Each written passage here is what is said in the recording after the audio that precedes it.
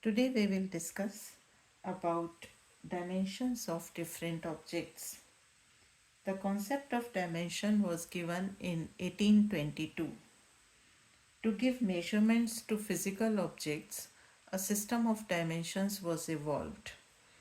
So we have categorized different objects into one dimensional objects, two dimensional objects, and three dimensional objects.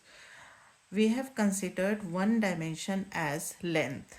So it can be considered as the length of the thread. This is one dimensional, considered to be very, very thin, um, but for um, to show you, I have taken this thread. It has some width, but it is considered to be very, very thin, and this is considered as one dimension. So this is length. This paper without thickness is considered as two-dimensional object, like a paper which can occupy a surface is considered as two-dimensional object without any thickness. Any object which has length, which has breadth, and which has height, means which occupies some space, that is considered as three-dimensional object. So today we will learn how to convert one-dimensional object to three dimensions, to two dimensions, and then to three dimension. So I have taken this thread as one-dimensional object. If I keep thread like this, if I keep repeating this thread like this, so it is gaining some breadth, it is gaining some width. So for convenient purpose, I am using base 10 blocks and I am using these rods as one dimensional object.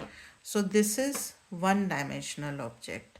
So if I keep on adding one dimensional object, if I keep on adding, I am getting some width, breadth, or you can say length in this direction.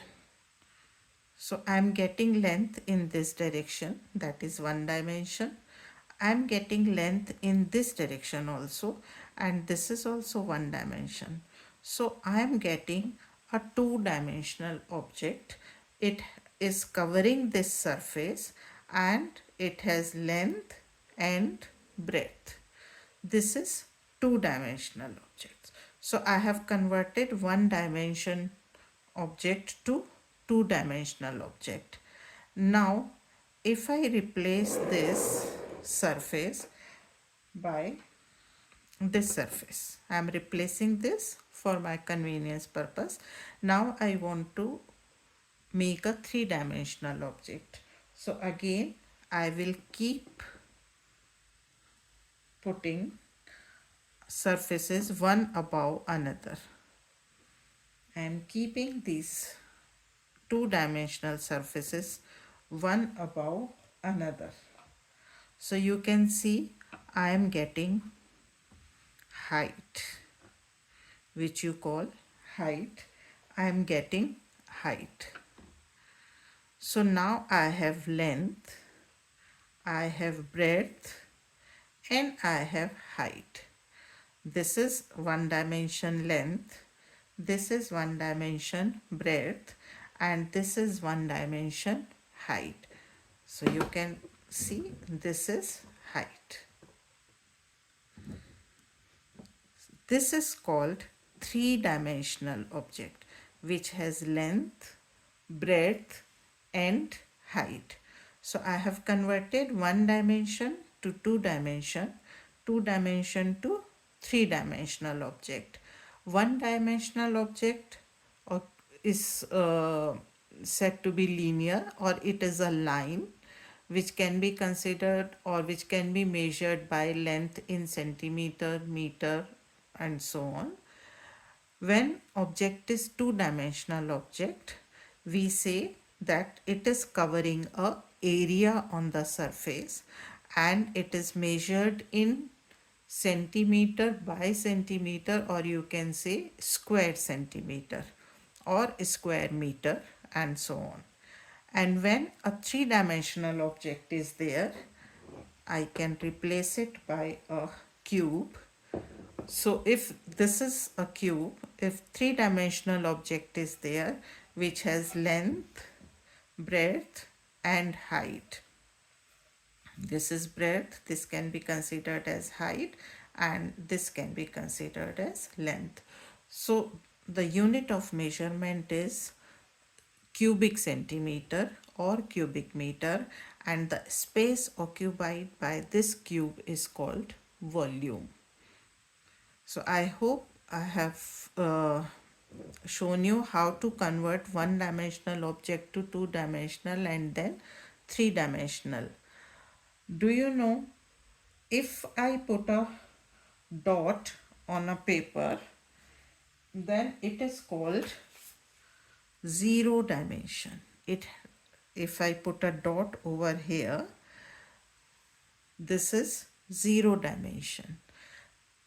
So a point does not have a dimension, but if I put points in any direction, if I put many points adjoining in any direction, they form a line. So from zero dimension we can go to one dimension. So they form a line. If I show you using unit blocks, so like if I keep on joining these unit blocks, they form a line or a curve.